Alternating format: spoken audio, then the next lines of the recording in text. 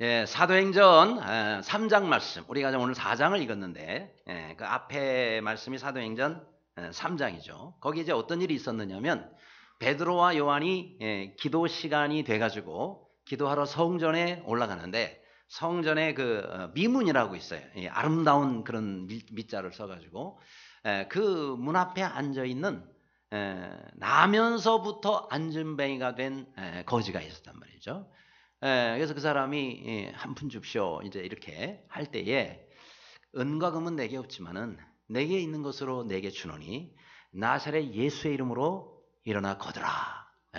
그럴 때에 손을 딱 잡고 일으키니까 나면서부터 안진뱅이라면 한 번도 걸어본 일이 없는 사람 아니에요. 근데 하나님께서 힘을 번쩍 주시니까 벌떡 일어나가지고 말이죠. 그러면서 일어서서 걸으며 뛰며 하나님을 찬양하더라 그랬어요. 할렐루야. 우리에게도 이런 정말 하나님이 주시는 힘과 능력의 역사가 일어날 수 있기를 간절히 바랍니다. 자, 이런 은혜를 체험을 했는데 이 일 후에 베드로와 요한이 하나님에 대해서 그 다음에 예수 그리스도의 그런 능력에 대해서 아주 강하게 증거를 합니다. 이 모든 일들은 우리가 한 것이 아니라 하나님이 하셨고 그리고 너희가 일을 하신 예수 그리스도를 믿으라 이렇게 증거를 합니다. 자, 그런데 거기에 그 당시에 종교 지도자도 있었잖아요. 제사장, 성전 맡은 자, 또 사두개인 이런 사람들이 너무 전도하는 거를 이 사도들이 전도하는 걸 싫어하는 거예요. 그래서 잡아다가 감옥에다가 가두어 버렸어요. 그런데 그 다음 4절에 보니까요. 여기 오늘 4장 4절이죠. 말씀을 들은 사람 중에 믿는 자가 많으니 남자의 수가 약 5천이나 되었더라. 그러니까 이 일로 인해서 많은 사람들이 믿게 되는 남자 수만 5천이니까 여성들까지 합치면 얼마나 더 많겠어요. 근데 이 사람들이 전부 예수님께 돌아옵니다. 그러니까 그들이 이 사도들을 붙잡아 놓고는 말이죠. 그 다음날 관리들 다 모였어요. 그 다음에 이스라엘의 장로들 다 모였어요. 서기관까지 다 모여가지고 대제사장 안나스, 가야바 이런 사람들이 모여가지고 그 문중이 다 모여서 지금 이 일을 행한 베드로와 요한을 신문을 하게 된 겁니다. 뭐라고 얘기하냐면은 너희가 무슨 권세와 누구의 이름으로 이런 일을 행하였느냐. 자, 이때 베드로가 대답을 하는데 8절에 보니까 오늘 이 8절을 보세요. 이에 베드로가 성령이 충만하여 백성의 관리들과 장로들아 하면서 아주 큰 소리로 이렇게 말을 하기 시작합니다. 자, 뭐예요? 성령이 충만해졌단 말이죠. 그렇죠? 여러분, 우리가 이런 성령이 충만한 것을 늘 사모하잖아요. 아멘? 전혀 관심이 없어요? 다시 묻겠습니다. 여러분 늘 성령 충만하기를 사모합니까? 늘 사모하시기를 바랍니다. 성령 충만하기를 늘 사모하는데 과연 성령이 충만해서 과연 사도들이 어떤 일들을 행했는가? 성령 충만한 사람들은 과연 어떤 특징이 있느냐를 통해서 우리가 함께 오늘 은혜를 나누기를 원합니다. 자, 첫째로 성령 충만해진 이 사도들은 보니까 사람들 앞에 아주 담대해졌어요. 8절에 베드로가 성령이 충만하 이르되 백성의 관리들과 장로들아 이렇게 외칩니다. 자, 이 베드로가요 불과 한두 달 전만 해도 전혀 다른 모습이었어요. 이 베드로가 한두 달 전만 해도 예수님이 체포가 돼가지고 붙잡혀서 대제사장 그 집으로 끌려가셨을 때 베드로는 어떻게 했어요? 도망갔어요. 무서워가지고 도망갔어요. 그리고 참 수지자로서 양심의 가책이 있는지 나중에 밤에 슬쩍 대제사장 집이 크니까 슬쩍 들어가가지고는 다른 사람들하고 이렇게 불을 쬐면서 그러고 어떻게 되는지 상황을 보고 있었단 말이에요. 그중에 한 여자가 당신 예수님과 있었던 제자니요? 나 몰라요. 그런 사람 절대 모릅니다. 3번이나 부인했던 사람이 베드로입니다. 그런데 지금 여기서의 이 베드로의 모습은요 전혀 두려움이 없어요. 얼마나 담대한지. 그렇죠? 그러면서 뭐라 그래요? 당신들이 죽인 예수님이 바로 그리스도시요 우리가 지금까지 기다렸던 메시아니라. 그리고 이 사람이 이렇게 나와서 건강하게 된 것은 바로 예수 그리스도의 능력으로 이 사람이 이렇게 된 것이니라 하면서 증거를 합니다. 13절에도 보니까요. 그들이 베드로와 요한이 담대하게 말함을 보고 그랬어요. 그 사람들이 인정해. 이야, 얼마나 담대하게 증거를 하는지. 눈치를 본다든지 두려워하는 기색이 전혀 보이지를 않습니다. 얼마 전에 베드로하고는 완전히 다른 모습이다 하는 거죠. 근데 지금 베드로는 어떤 상태예요? 감옥에 갇혀 있습니다. 여기서 까딱 잘못하면요. 계속 감옥 생활을 해야 될 줄도 몰라요. 뿐만 아니라 지금 이 사람들이 모여가지고 공회로 모였어요. 사내들인 공회는요. 오늘날 우리나라로 보면은 국회나 마찬가지예요. 거기서 결정하면 끝나는 거예요. 그런데 이 사내들인 공회에서 결정을 하면 베드로도 얼마든지 처형할 수가 있고 얼마든지 이 베드로도 정말 죽을 수 있는 그런 상황입니다. 그런데 오히려 그 예수 그리스도께서 죽은 후에 다시 부활하셨느니라. 그러면서 예수님께서 다시 죽어서 지금 없어진 사람이 어떻게 해서 지금 죽은 이 안전병해를 일으킨단 말이냐. 얼마든지 그럴 수가 있는데 지금 베드로는요. 얼마나 담대하게 이 사실을 믿든지 아니 믿든지 간에 그들이 내게 어떤 일을 행하든지 간에 내가 비록 이 일 때문에 여기서 죽어나간다 할지라도 베드로는요. 조금도 두려움이 없이 담대하게 주님을 증거하더라 하는 거예요. 자, 그러면 베드로가 이렇게 담대해진 이유가 무엇입니까? 불과 한두 달 전에 이 베드로의 모습하고 이렇게 달라질 수가 있는 이유가 뭐냐 하는 거예요. 그것은 바로 이 베드로가 성령이 충만해졌다라는 사실입니다. 성령이 충만해져. 여러분, 성령이 충만한 사람은 두려움이 떠나는 겁니다. 그렇죠? 두려움이 충만해진 것이 아니라 과거에는 베드로는 두려움이 충만해. 그러니까 도망갔죠. 근데 지금은 성령이 충만해져 가지고 죽든 살든 주님을 거기서 담대히 증거하는 것입니다. 여러분, 하나님을 전적으로 의뢰하는 자는 두려움이 역사하지 못합니다. 아무쪼록 우리도 매일매일의 삶 가운데 두려움이 충만한 것이 아니라 성령이 충만한 삶이 되기를 간절히 바랍니다. 그래서 정말 믿음이 좋은 사람들은 두려움 때문에 해야 할 말을 못하지 않아요. 이번에 제가 지난 토요일 날 가서 그 다음 지난 목요일 날 제가 한국으로 돌아왔잖아요. 중국 북경을 갔어요. 근데 이번에 북경에서 큰 중국 당대회가 열렸잖아요. 5년에 한 번 하는 당대. 근데 지금 중국 지도자가 시진핑입니다. 이 시진핑씨가 10년 그거라면은 딱 중간 지금 5년째예요. 그러니까 얼마나 고난이 지금 대단한. 앞으로 등소평의 반열에까지 오른다는 얘기가 있어요. 그런데 말이죠. 그 모여가지고 당대회를 하는데 그 열리는 18일이면은 그 전부터 북경의 공기가 조금이라도 나빠지면 안 된다. 당대회를 하는데 웬 연기가 나. 그래서 공장 3,000개를 전부 문을 닫아버렸어요. 공장 3,000개를 전부 가동을 중단시켜버렸어요. 뿐만 아니라 그 주변에 있는 호텔들 전부 한 달 동안 영업 정지. 아예 그냥 뭐 다른 사람들 왔다 갔다 하지 말라요. 그리고 당일날 아침에요. 제가 와이파이를 그 전날 밤 늦게까지도 됐거든요. 인터넷이. 아침에라니까 인터넷 다 끊어져 버렸어요. 와이파이가 안 돼. 아예 안 돼요. 이야, 계속 안 되는 거예요. 그 다음날 다 끊어버렸어요.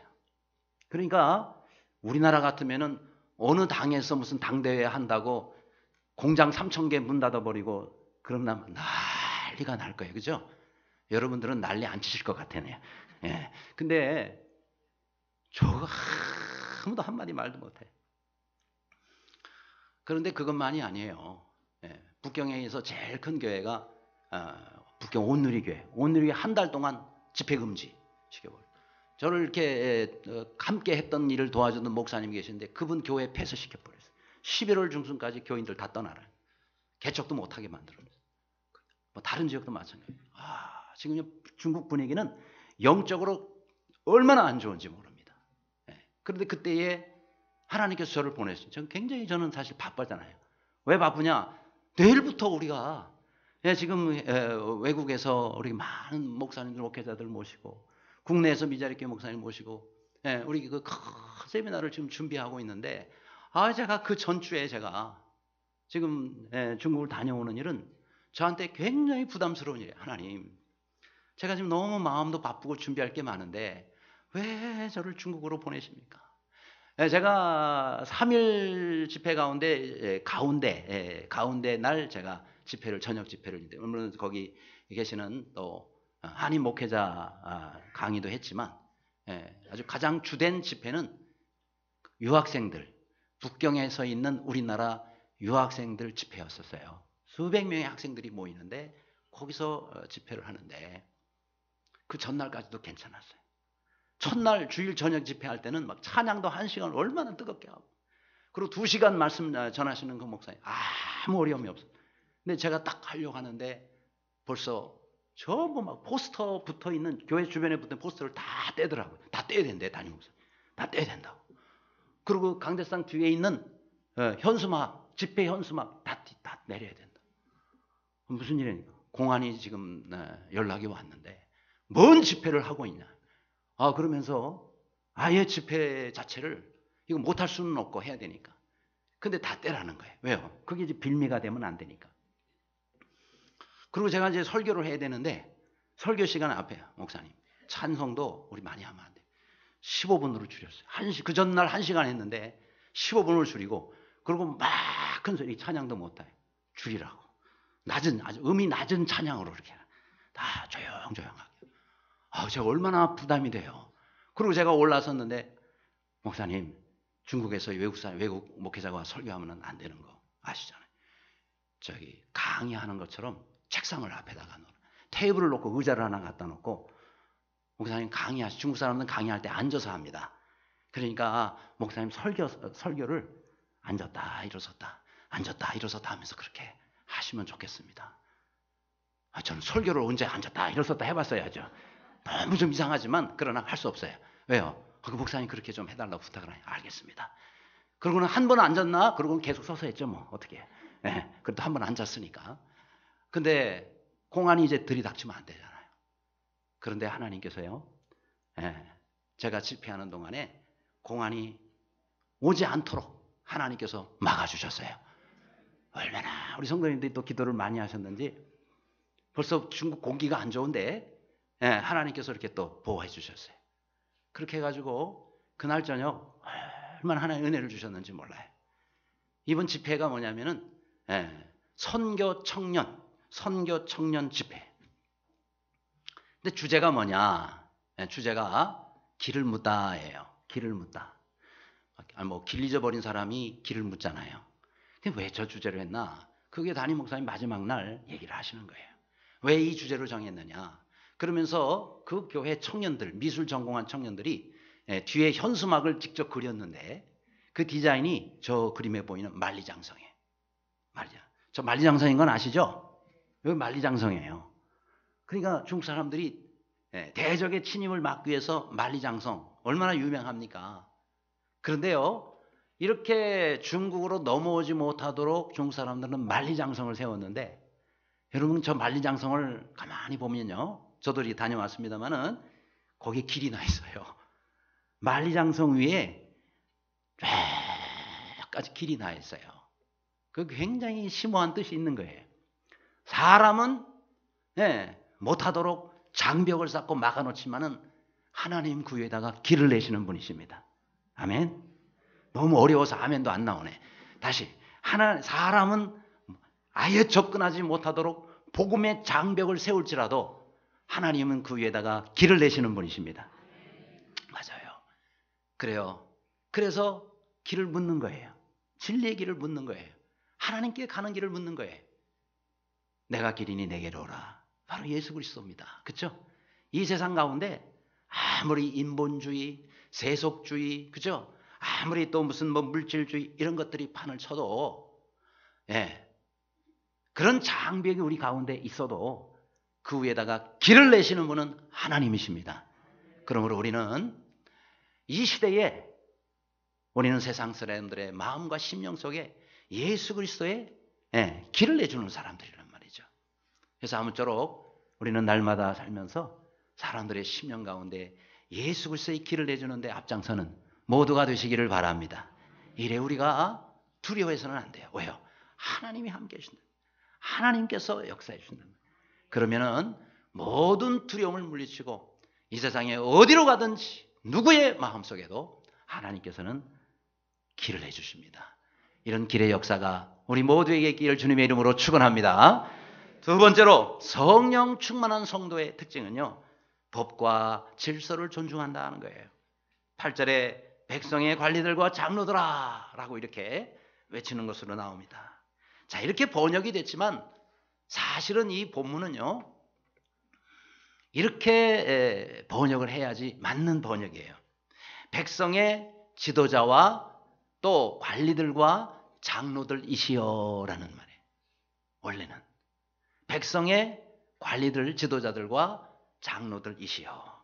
그럼 뭐예요? 지금 이 베드로가 여기서 담대하게 증거는 하고 있지만 하나님께서 세우신 관리들, 하나님께서 세우신 백성의 장로들을 존중하고 있다라는 거예요. 그렇죠? 내가 성령이 충만하다 그래서 함부로 그들을 무시한다든지 그렇게 하는 발언을 하지 않았어요.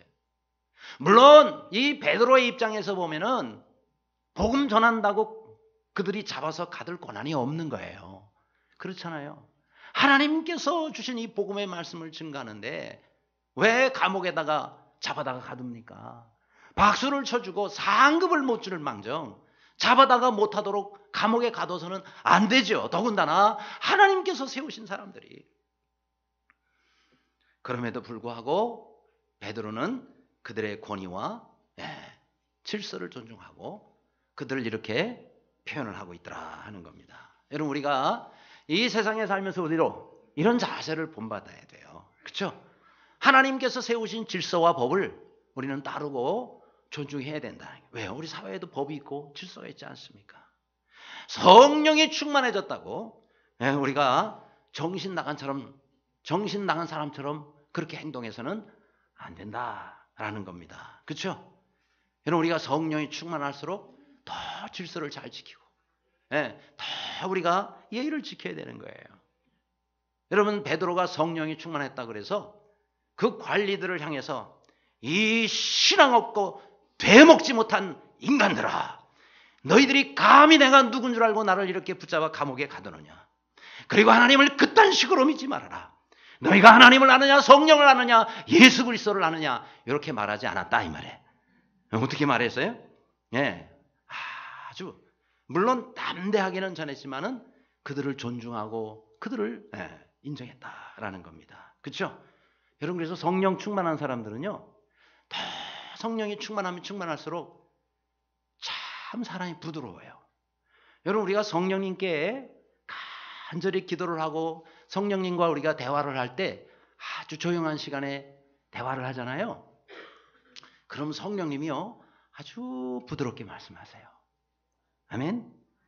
한 번도 경험을 못 해본 분들은 다시 한번 주님과 조용한 대화를 나누면서 경험을 해보시기 바라요.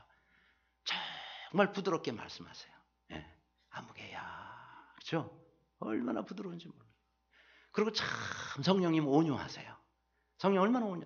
예수님이 그러잖아요. 나는 온유하고 겸손하니. 우리 주님 얼마나 온유하고 겸손하세요. 너는 내게 와서 내게 배우라고 말씀하잖아요. 그러니까 우리가 성령님을 잘 가까이 모시고 대화하는 분들은요, 굉장히 온유해요. 온유해요. 그리고요, 성령님의 충만한 사람은 절제를 잘해요. 참 절제를 잘해요. 성령의 9가지 열매 가운데 절제의 열매가 있죠. 인내, 자비, 양선, 충성, 온유, 절제. 그렇죠? 그러니까 성령 충만한 사람의 특징 중에 하나는 참 절제를 잘해요. 하고 싶은 말 함부로 안 합니다. 자기 하고 싶은 행동 함부로 안 합니다. 누가 나한테 좀 기분 나쁘게 하면 함부로 그냥 쏴대고 그렇게 안 해요. 그렇죠? 성령님이 그렇게 안 하세요. 참 절제하세요. 하고 싶은 말 있어도 다 그냥 절제하고. 그렇죠? 정말 절제하는 영. 그게 성령님의 영의 특징이에요. 그리고 참 예의가 있어요. 참 예의가 있어요. 우리가 전도할 때도 안 믿는다고, 안 믿으면 지옥이나 가라. 여보, 그렇게 하면 안 돼요. 아셨어요? 전도 주는데 안 받아요. 지옥이나 가라. 그러면요, 당신 나한테 뭐라, 일로 와봐요. 싸움이 붙으면. 그러면은요, 우리가 전도하러 같이 싸우러 갔어요. 어떤 사람은 그런 사람이죠. 전도지 안 받을 수도 있잖아요. 안 받을 수 있잖아요. 우리 길거리에서 나눠주는 거 다 받습니까? 어떤 때는 저도 안 받을 때가 있어요. 물론 전도하는 사람은 제가 막 달라 그래서 받지만은 뭐 이거 저 사라고 그러고 저거 사라고 뭐 이렇게 이상하게 쪽지 뭐 모양 다 줄 때 저도 안 받을 때가 있어요. 근데 우리가 줄 때도 그 사람도 같은 마음으로 안 받을 수가 있는데 지옥이나 가라 이러면 안 되죠. 그렇죠? 어떻게 해야 돼요? 예. 예. 그러면서 또 다음에 그 사람이 마음 문을 열고 또 받을 때가 있지 않겠어요? 그때 하나님이 역사하시면 되는데 지금 내가 마음이 안 열린다 그래서 그렇게 우리가 저주하고 그러면 안 된단 말이죠. 그렇죠? 우리 하나님 같으면 지옥이나 가라 그러겠어요? 얼마나 불쌍히 이거 눈물 흘리며 회개하기를 기다리겠어요. 그러니까 여러분 우리가 성령 충만한 사람은요, 성령님의 그 인격과 이런 것들을 닮아가는 거예요. 사회에서 맞아. 어떤 이단들은 집총 거부, 뭐 군대 안 가는 건 말할 것도 없고 아예 총도 안 들어요. 집총 거부란 말 아시죠? 뭐 꼭 제가 어느 이단이라고 얘기는 안 할게요. 집총 거부하잖아요. 뭐예요? 총을 안 들겠다 이 말이에요. 왜? 하나님을 믿는 사람이 사람 쏴 죽이면 되냐? 아니 그렇게 말하면 그 말이 맞는 것 같지만요. 저기 쳐들어왔는데 다 우리가 그냥 앉아서 죽어야 돼? 아니잖아요. 총 들고 지켜야 되는 거예요. 그래서 군대가 필요한 거고 총도 필요한 거 무기가 필요한 거예요. 구약 성경을 보세요. 하나님께서 하나님의 백성들이 공격을 받을 때는 하나님께서 진멸하도록까지 그들을 치라 그랬고 물론 성경은 공격적인 개념이 방어적인 개념이에요. 쳐들어와가지고 괴롭히고 쳐들어와가지고 죽이니까 우리가 방어하기 위해서 우리 자신을 지키기 위해서 하나님의 능력으로 물리치고 진멸하지 않아요? 그럴 때 칼이 필요한 거고 그럴 때 총이 필요한 거고 무기가 필요한 건데 집총 거부하고 우리나라의 모든 무기 다 거둬버리고 우리나라의 모든 무기만 총만 있나요? 폭발물 다 없애버리면 북한이 가만히 있겠어요? 언제든지 쳐들어 내려오면 우린 다 그대로 적화 통일 돼야 된단 말이에요. 그렇죠? 그러니까 집총 거부하고 하는 건 이건 잘못된 신앙이고 믿음이다 라는 겁니다. 그래요. 교회가 하나님께서 주신 것들을 순종하고 일을 할 때는 하나님께서 무엇을 원하시고 기뻐하는지를 알아야 되고 그리고 교회는 교회다워야 힘이 있는 거예요. 그렇죠? 교회가 교회다운 일을 할 때 힘을 있는 거예요. 교회가 교회다운 일을 할 때 뭐예요? 그리스도 안에서 신앙생활을 잘하고 그리고 세상 가운데 주님을 전하는 그런 것 때문에 욕을 받는다. 그건 핍박을 받아야 돼요. 그러나 그런 것 외에 다른 것 때문에 손가락질을 받는다면 우리가 잘못한 거 고쳐야 된다 이 말이죠. 그렇죠? 그래서 여러분 우리가 신앙생활을 할 때 교회는 교회답도록 그렇게 힘써야 됩니다. 그래서 사람들이 입을 모아 칭찬할 때 하나님께서 그 교회를 세상 가운데서 복되게 하신다 이 말이에요. 우리가 지난번에 사도행전 앞부분 볼 때 초대교회 얘기했잖아요. 초대교회 성도들의 특징이 뭡니까? 온 백성에게 칭송을 받으니 주께서 구원받는 자들을 날마다 더하게 하시니라. 그렇게 말씀하고 있지 않습니까?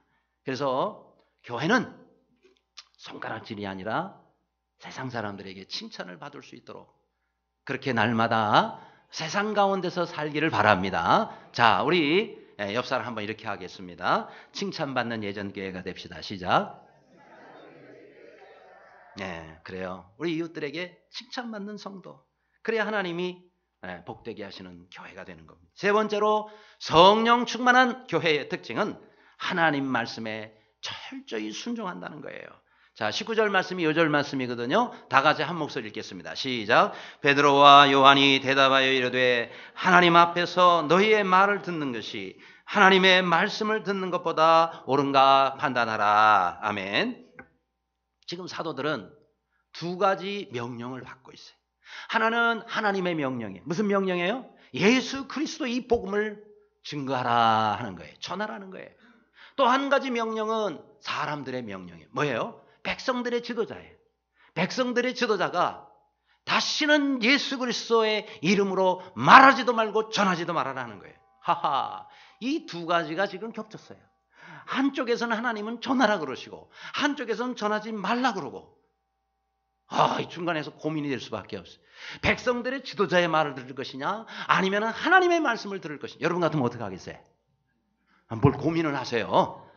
하나님 말씀 순종하는 게 맞죠? 이 말씀이 그렇잖아요. 그런데요, 그런데 한편으로 생각하면 이 저자들은 누가 세운 거예요? 하나님이 세우셨어요. 그럼 하나님이 세운 사람들의 말이니까 들어야 되는데 그것이 하나님과 반대일 경우에, 하나님의 말씀과 반대일 경우에는 우리가 누구의 말을 들어야 되느냐? 하나님 말씀 들어야 돼요. 그렇죠? 왜요? 그들에게 권세를 주신 분이 하나님이세요. 그러니까 그들은 작은 권세를 가지고 있는 거예요. 작은 권세를 가지고 못하도록 막는 거예요. 근데 하나님께서는 큰 권세를 가지고 계세요. 그리고 하나님께서 그들을 세우셨어요. 역시 이들이 사람이기 때문에 잘못할 수도 있고 사람이기 때문에 실수할 수도 있는 거예요. 그래서 그들이 못하게 막을 때는 작은 권세를 따라서 우리가 못하는 것이 아니라 그들에게 권세를 주신 하나님의 말씀을 순종해야 되는 거예요. 그렇죠? 사람이 틀릴 수 있어요? 하나님이 틀릴 수 있어요? 사람은 틀릴 수 있어요. 그러나 하나님은 틀릴 수가 없어요. 그래서 우리가 하나님 말씀을 순종해야 되는 거예요. 그리고 작은 권세가 아니라 더 큰 권세 우리가 복종해야죠. 그리고 하나님께서 하지 말라고 한 걸 지금 그들은 하고 있거든요. 그렇기 때문에 우리가 그들을 순종하면 안 되는 거예요. 이것이 우리가 고민할 때 답을 주는 거죠. 그렇죠? 자, 이때 사도들이 어떤 자세를 가졌어요? 하나님 앞에서 그랬어요. 자, 19절을 보세요. 하나님 앞에서라고 말씀하고 있어요. 그렇죠? 그러니까 지금 사도들은요, 물론 사람 앞에 있어요. 물론 백성의 지도자들 앞에 있어요. 그런데 궁극적으로 누구 앞에요? 하나님 앞에 있다는 것을 항상 생각하고 있다는 거죠. 여러분이 어디 있든지 누구 앞에 있든지 간에 우리가 잊지 말아야 될 것은 나는 항상 하나님 앞에 있다라는 사실. 따라합시다. 나는 항상 하나님 앞에 있다. 믿으시기 바랍니다. 그래요. 그래서 이 베드로는 하나님 앞에서 너희 말 듣는 것이 하나님 말씀 듣는가 옳은가 판단하라. 그러면 그 사람들이 뭐라고 말해요? 당연히 하나님 말씀 들어야지 이러는 거예요. 그렇죠? 그들 입에서 그들이 정상이야. 당연히 하나님 말씀 들어야지. 왜요? 자기들도 하나님 말씀 듣는 사람들 아니에요? 하나님 명한 대로 살아야 될 사람들 아니냐 하는 거예요. 그렇죠? 그래서 우리는 하나님 앞에서 살아야 되는 거죠. 하나님 앞에 늘 있어야 되는 거예요. 사무엘하 6장 20절에 보면 다윗이 법궤가 들어올 때, 몇 년 만에 들어오는 겁니까? 적에게 뺏겼다. 그 다음에 또 오베데돔의 집에 있다가 얼마나 오랜만에 하나님께서 법궤를 다시 허락하시냐. 너무너무 기뻐가지고 이 법궤가 궁으로 들어올 때 그냥 다윗이 말이죠. 굉장히 감성적인 사람이거든요. 이 다윗이. 펄쩍펄쩍 좋아서 뛰는 거예요. 춤을 추는 거예요. 그러니까 옛날엔 또 속옷도 안 입었잖아요. 그러니까 이게 막 들썩들썩하면서 속살이 다 보이니까. 그러니까 이 미갈이라는 다윗의 아내가, 그렇죠? 왕비죠. 이 다윗의 아내가 궁궐에서 이러고 보고 있다가 세상에 어떻게 왕이라는 사람이 저렇게 여종들 앞에서 저런 추태를 보일 수가 있냐 말이죠. 성경에 보니까요, 미갈이 다윗을 업신여겼다 그랬어요. 왜 업신여겼냐? 아니, 오죽이 출신이 거시기 하면, 전라도 사투리로 출신이 좀 거시기 하면 저렇게 체면머리가 없이 저렇게 하시는. 성경을 가만히 보니까요, 성경에는 계집종 눈앞에서 몸을 드러내셨도다라고 표현되어 있지만 원문에 보면 복수로 나와 있어요.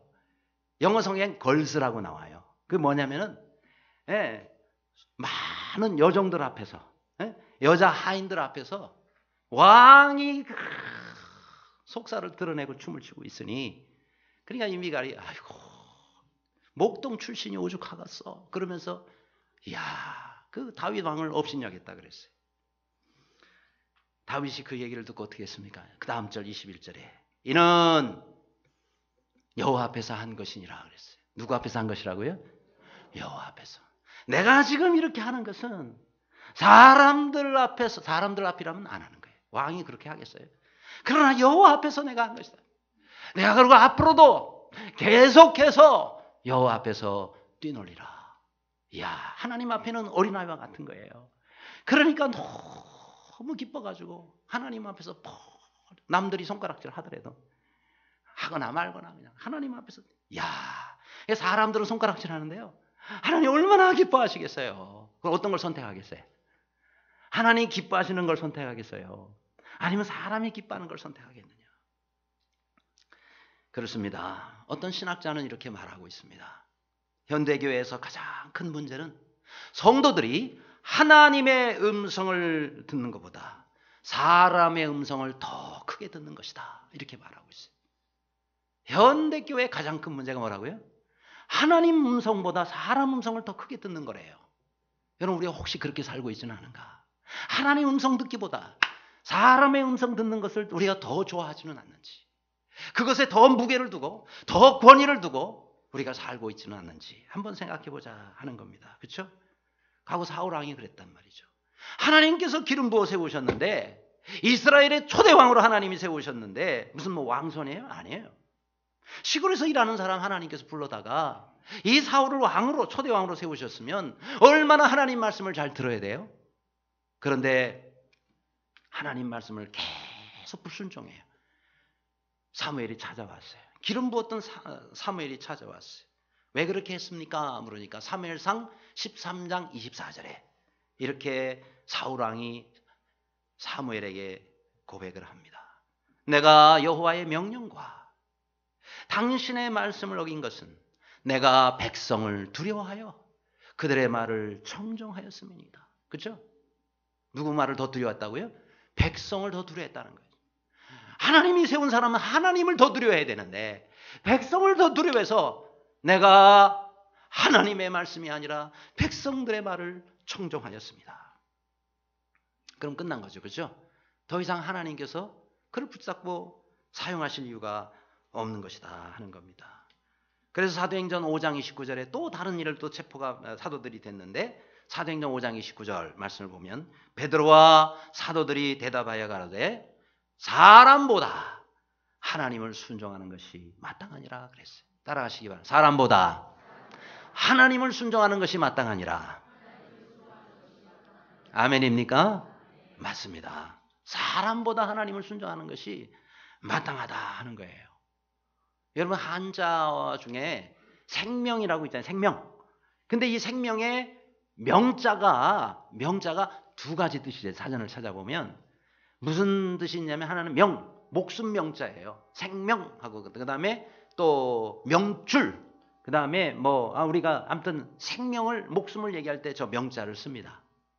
그런데 전혀 관계가 없는 듯이 보이는 뜻이 또 하나가 있어요. 그게 뭐냐면 명령할 명자입니다. 명령할 때 저 명자를 쓰잖아요. 그러니까 명령이란 말과 그 다음에 목숨이란 말은 전혀 관계가 없는 단어처럼 보이는데 저 두 단어는 가만히 살펴보면요, 밀접한 관계가 있는 뜻이에요. 무슨 얘기냐? 명령을 안 지키는 것은, 명령을 안 지키면은 죽는 일이다 이 말이죠. 하나님의 명령을 지키지 않으면은 이거는 죽는 거란 말이죠.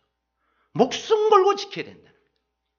제가 2부 때는요, 하나님의 명령을 지키지 않고 주인의 명령을 지키려면 우리가 목숨 걸고 지켜야 된다, 이렇게 저는 해석이 된다 그랬어요. 그랬더니 우리 교회에 또 한문 중국어 교수님이 계시잖아요. 전문가가. 그분이 나갈 때 목사님, 저 명자는 주인의 명령을 안 지키면은, 입에서 나오는 주인의 명령을 안 지키면은 죽는 거다, 그런 뜻이 있습니다. 그래서 제가 아멘 그랬죠. 왜 전문가가 하는 얘기니? 그 말이 그 말이에요. 그렇죠? 그러니까 주인이 명령하는 걸 안 지킨다, 이건 죽는 거예요. 제가요, 어제 이번에 인도네시아 분들 오시잖아요. 동시 통역하시는 선교사님 이희열 선교사님, 어제 새벽에도 제가 말씀드렸는데 낮에 우리 교회 오셨어요. 잠깐 교제를 하는데 그분이 이런 얘기를 하시는 거예요.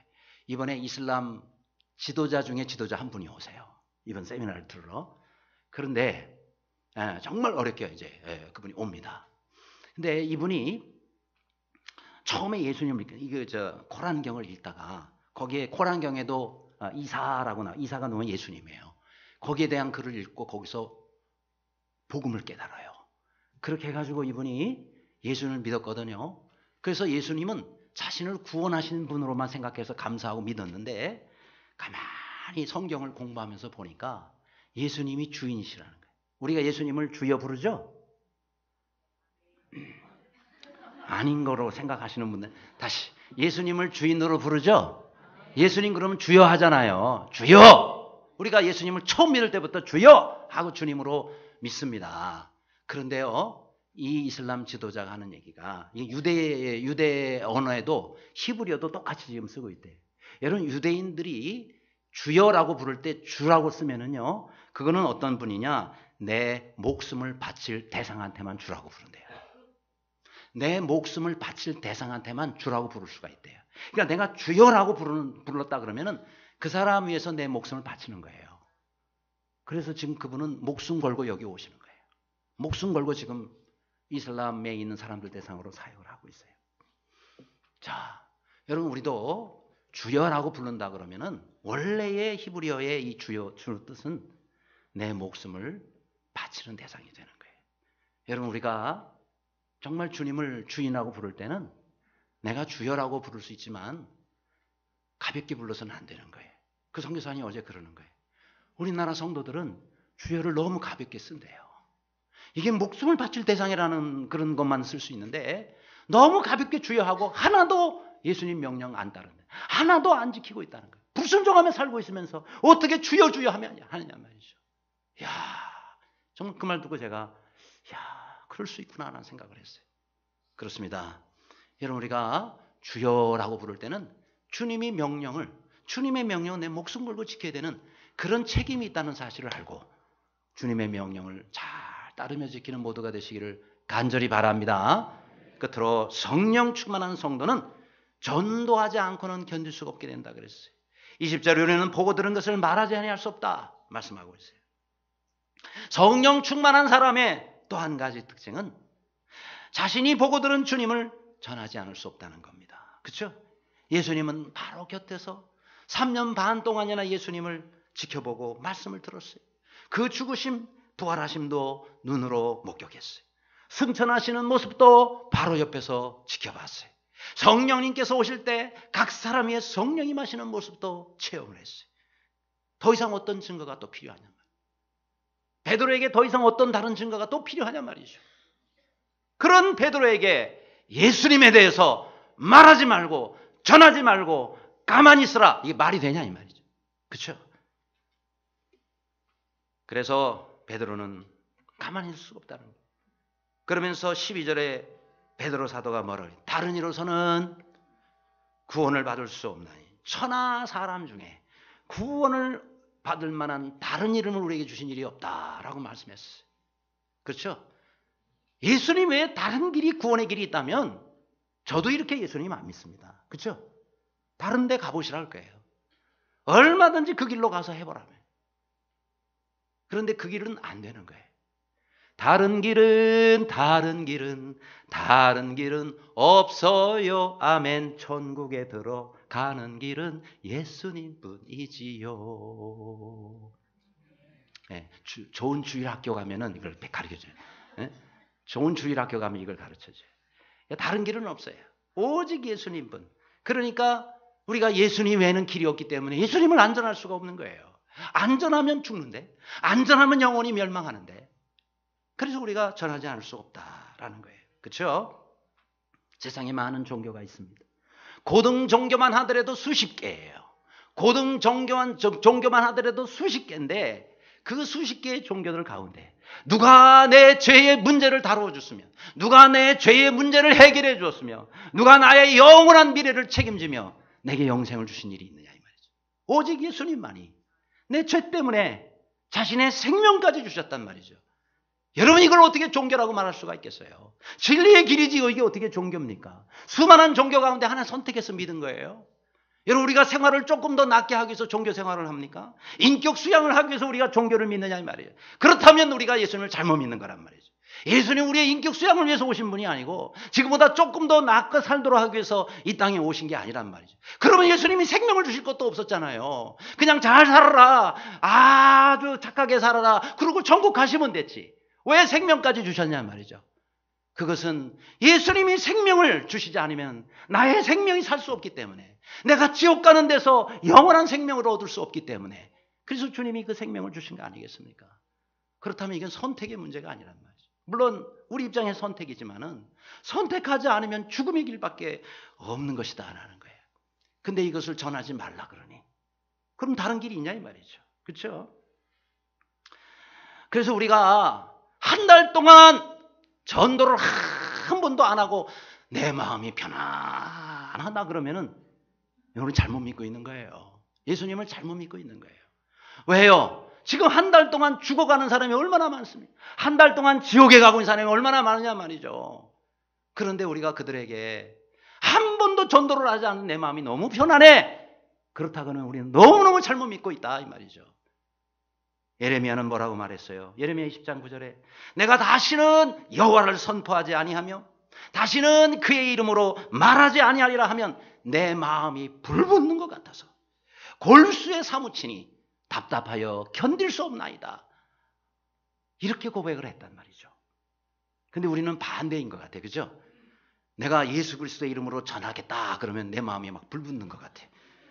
막 너무 불안하고 힘들고 두려움에 차가지고 견딜 수가 없는 거예요. 그러니까 안전하잖아요. 전도하면 저 사람이 또 나를 어떻게 생각할까? 내가 비싼 밥 먹고 내가 왜 이 짓 해야 돼? 야, 그러니 우리가 어떻게 전도를 하겠습니까? 근데 하나님께서는 뭐라 해요? 전도에 미련한 것으로. 사람들이 볼 때 진짜 미련해요.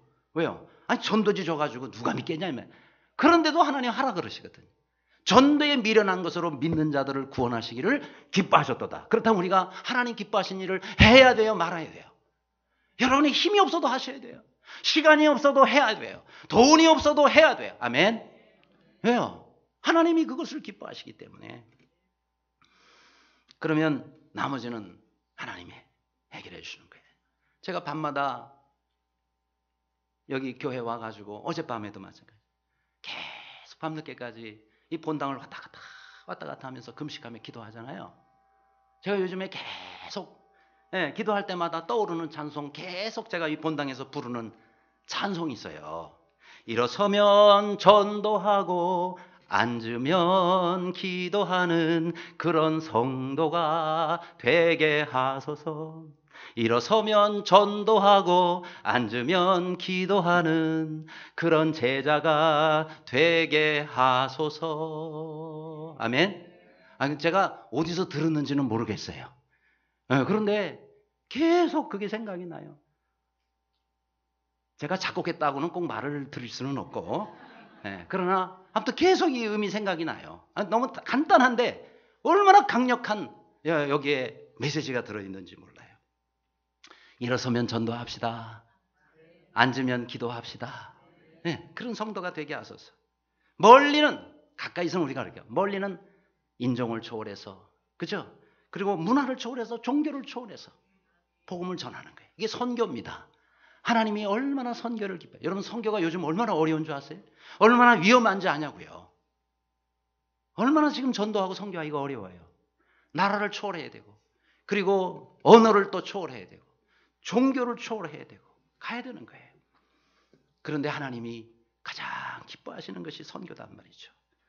이번에 제가 안식년 할 때에 이번 여름에 어느 한 교회를 방문했어요. 저 전주에 있는 교회인데 깡통교회라고 별명이 붙은 교회. 딱 저렇게 생겼어요.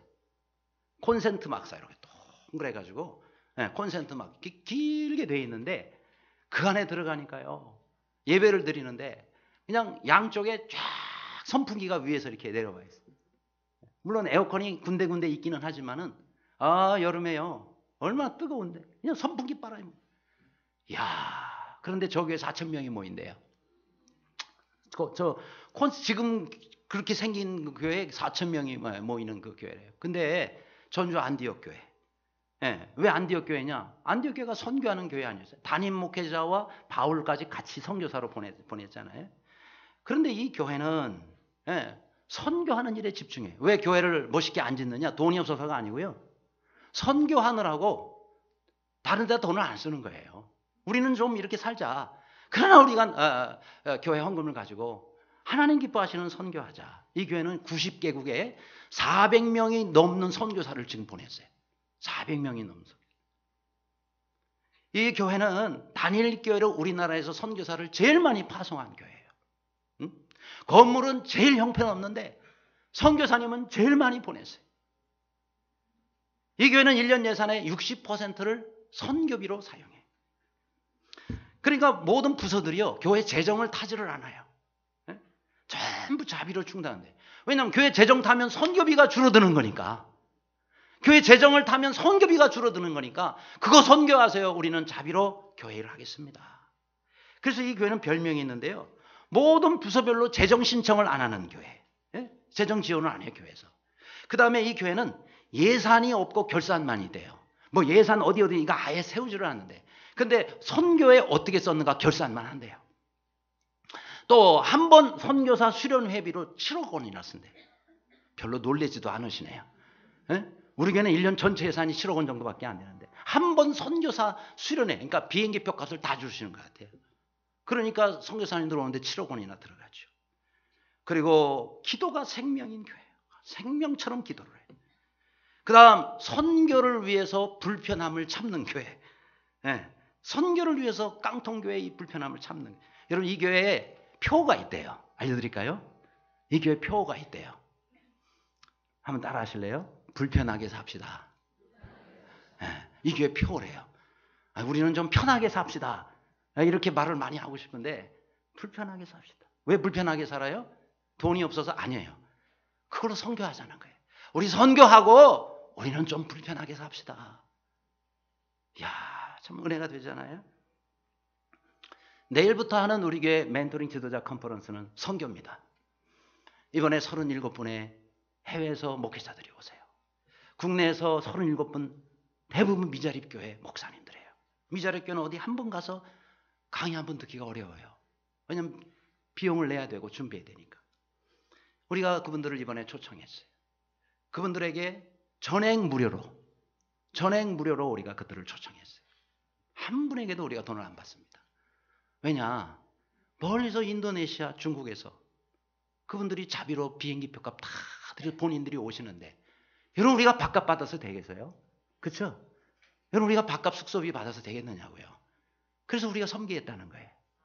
그래서 우리가 적어도 선교사님들 한 분 우리 선교비 숙박비는 내가 3일 밤이니까 숙박비는 내가 하겠다. 아니면 9끼 식사를 하는데 식사비는 내가 부담하겠다. 우리가 안 하면 누가 합니까? 그렇죠? 우리 교회에서 초청해서 우리 교회로 오는데 우리 교회 여기 잘 곳이 없잖아요. 그래서 소망수양관으로 이번에 정한 거예요. 그분들 다 우리 교회로 오신 거예요. 그렇다면 우리가 한 사람 몫은 우리가 감당을 해야 되지 않겠나. 나 혼자 한다면 둘이서 같이 감당해도 되고. 이렇게 우리가 하는 것이 이것이 뭐라고요? 선교예요. 그렇죠? 이게 선교예요. 아니 우리가 가서 선교를 해도 해야 되잖아요. 제가 갈 때마다 비행기 표값 들여서 가야 되잖아요. 그분들이 제 비행기 표값 주는 게 아니에요. 선교하러 가는데 거기 있는 사람들 보고 내 비행기 표값 대라고 못하는 거예요. 그런데 그분들이 전부 자기 비용 대서 오니 이거 얼마나 또 우리가 귀한 기회냐. 그래서 우리가 이를 이번에 하나님께서 우리 교회라는 건 여러분들입니다. 우리 성도들이 감당하라고 우리에게 축복의 기회를 만들어 주신 거예요. 그렇다면 여러분 우리가 믿음 있는 사람이라면 하나님 감사합니다. 안 그래도 우리가 가서 해야 되는데 그분들이 와서 이렇게 하니 얼마나 감사합니까? 그래서 이번에 기도하고 그죠? 또 현장에 와서 섬겨주실 분들은 또 섬겨주시고 그게 안 되는 분들은 또 우리가 물질로도 그렇게 하는 것은 그 일에 우리가 동참하는 것이다.